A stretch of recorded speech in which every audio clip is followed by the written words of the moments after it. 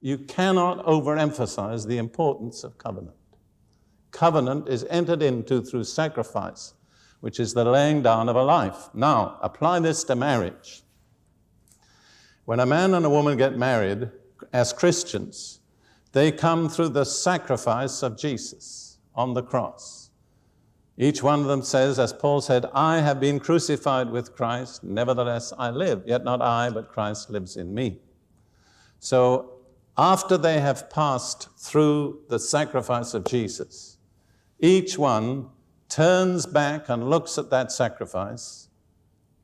The husband says, when I came through that sacrifice, I died. I laid down my life.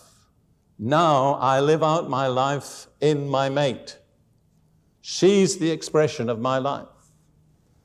And the wife does the same. When I passed through that sacrifice, I died. I no longer live for myself. I'm living for the one with whom I am in covenant. Each laid down his life or her life for the other. That's the basis of Christian marriage. And that's the only basis on which marriage can truly succeed. You see? It's totally contrary to the attitude of people today. That's why so many marriages break up, because most people today go into the marriage with the attitude, what will I get out of this? And it doesn't work. The biblical attitude is, what will I give? And that works. Now, I should probably pause and say, I'm certainly not an expert, but I have a good track record. I was married to my first wife, who's now with the Lord, for 30 years. And we together raised a family of 9 daughters, adopted daughters. Our marriage wasn't perfect, but it was happy, it was successful, and it was fruitful. And it was subjected to tremendous pressures. In the first 2 years, we lived through the fighting that brought the state of Israel into being.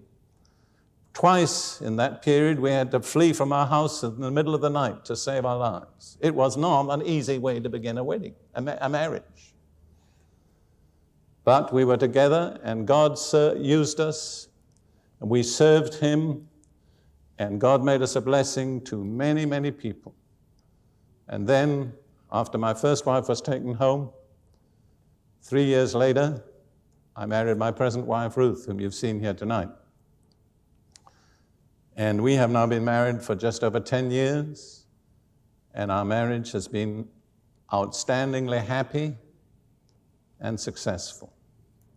And through our marriage, God has birthed a ministry which is actually now reaching most of the earth with the Word of God.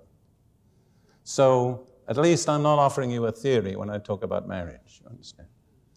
There isn't such a thing as a perfect husband. There might be a perfect wife, I don't know. But what I'm saying is, I'm not just teaching theory. I've proved what I'm teaching in practice. It works. You look at the people that don't approach marriage that way, and what you look at is a series of disasters. No generation in human history has ever had so many unhappy, broken marriages and homes as our generation. And the reason is the wrong approach. What can I get rather than what can I give? You know what Jesus said? It is more blessed to what? To give than to receive. That's true in marriage. The one who gives is the one who's fully blessed.